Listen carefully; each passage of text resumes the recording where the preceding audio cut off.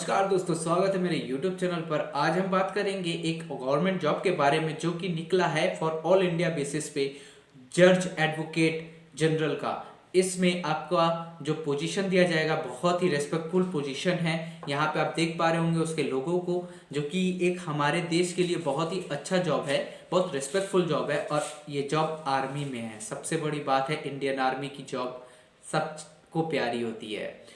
तो चलिए आज बात कर लेते हैं इसका सिलेक्शन प्रोसेस के बारे में, ट्रेनिंग पीरियड के बारे में, कब एप्लीकेशन मिलेगा इसके बारे में, एलिजिबिलिटी क्राइटेरिया के बारे में, एज लिमिट के बारे में, कितने पैसे मिलेंगे ये इसके बारे में, और कितने साल तक सर्विस करने का मौका मिलेगा, ये इसके बारे में आज हम जानेंगे इस वीडियो के थ्रू।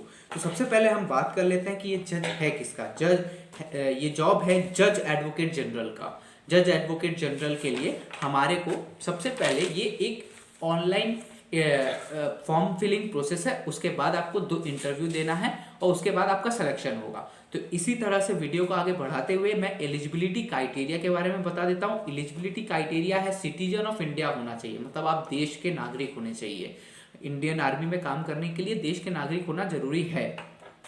फिर लॉ डिग्री होनी चाहिए आपके पास विथ 55%, ये बहुत जरूरी है। अगर आपके पास लॉ की डिग्री है विथ 55% तो ही आप इस फॉर्म को अप्लाई करिएगा। दूसरा है फाइनल वाले जो बच्चे हैं ना, जो 5th ईयर में है या 3rd ईयर में है, जो लोग 3 साल का कोर्स करते हैं उन लोग 3rd ईयर कहलाते हैं, और जो लोग 5 साल का LLB BA LLB करते हैं उन लोग 5 ईयर्स का कोर्स करते हैं। जो 5th ईयर है, जिन लोग 3rd ईयर है माने फाइनल ईयर में है, जो अपने उसमें कॉलेज में, वो लोग फॉर्म नहीं भर सकते। रीजन इसका ये है क्योंकि उनको चाहिए जो एडवोकेट बन चुके हैं। अब देखिए 5th ईयर के बाद या 3rd ईयर जो 3 साल का कोर्स कर रहे हैं उनके लिए ये वो अगर एडवोकेट फाइनल ईयर होता है तो उनको एडवोकेट नहीं कहा जा सकता। और मोस्ट इंपॉर्टेंट है इसमें 4th क्राइटेरिया जो कि है अप्रूव होना चाहिए बार काउंसिल ऑफ इंडिया से आपका कॉलेज। आपका कॉलेज जो है वो बार काउंसिल ऑफ इंडिया से अगर अप्रूव नहीं है तो आप इस फॉर्म को नहीं भर सकते। फिर है एज लिमिट के बारे में। एज यहाँ पे बता रहा है 21 साल से 27 साल के अंदर होना पड़ेगा। माने एज अगर आप 21 साल से 27 साल के अंदर होंगे तो आप ये जॉब भर सकते हैं। वैकेंसी है कितने लोगों की? वैकेंसी इंडियन आर्मी में हमेशा से कम आती है क्योंकि देश सेवा करने का मौका सबको नहीं मिलता है। फिर भी इस वैकेंसी में 6 मेल को लिया जाएगा और 3 फीमेल्स को लिए जाएंगे। प्रोविजन पीरियड 6 मंथ का होगा। प्रोविजन पीरियड क्या होता है? प्रोविजन पीरियड वो होता है जिस समय आप प्रोविजन में रहते हैं, मतलब कोई भी कंपनी या कोई भी अथॉरिटी या कोई भी स्टेट आपको ये देखता है कि आप काम कर पाएंगे कि नहीं। उस 6 महीने में आपको निकाला भी जा सकता है after getting selected in any of the industry और इन इंडियन आर्मी। आप अगर 6 महीने में अगर आप ठीक से परफॉर्म नहीं कर पाएंगे तो आपको बोलेगा टाटा बाय बाय। यही इसका फंडा है। अब यहाँ पे आपको सबसे बड़ी बात है कि सिलेक्शन प्रोसेस कैसे होगा। सिलेक्शन प्रोसेस होगा आपको on the basis of form filling. Form filling आपको करना है तो वो फॉर्म कमीशन के पास जाएगी। कमीशन से होते हुए आपको इंटरव्यू के लिए कॉल आएगा। अब देखिए यहाँ पे जो कमीशन जो आपका फॉर्म देके सेलेक्ट करेगी ना, इसका कोई पर्टिकुलर बेसिस नहीं है कि ये होना चाहिए कि वो होना चाहिए। ये सिंपली एक वो है फॉर्म है, आपको भर के दे देना है। वो अपने बेसिस से अगर उनको लगेगा कि आप सही कैंडिडेट है तो आपके पास मेल आएगा। उसके बाद आप उस फॉर्म को भर के काम कर सकते हैं। मतलब आपके पास जब मेल आएगा तो आपको बैग पैक करके जाना पड़ेगा।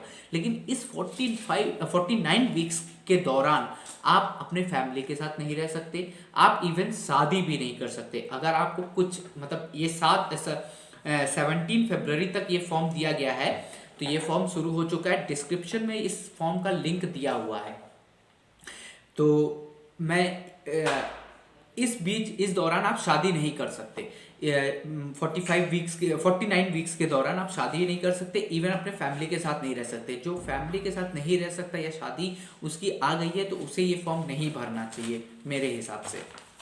अब इतना बड़ा पोस्ट है, अगर आपको भरना है, अगर आप तैयारी कर रहे हैं तो 2 महीना शादी को लेट कर दीजिए। क्या है, 2 ही महीना तो है, 50 दिन यूँ कट जाएगा आपका। 50 वीक तो ऐसे ही आपका कट जाएगा।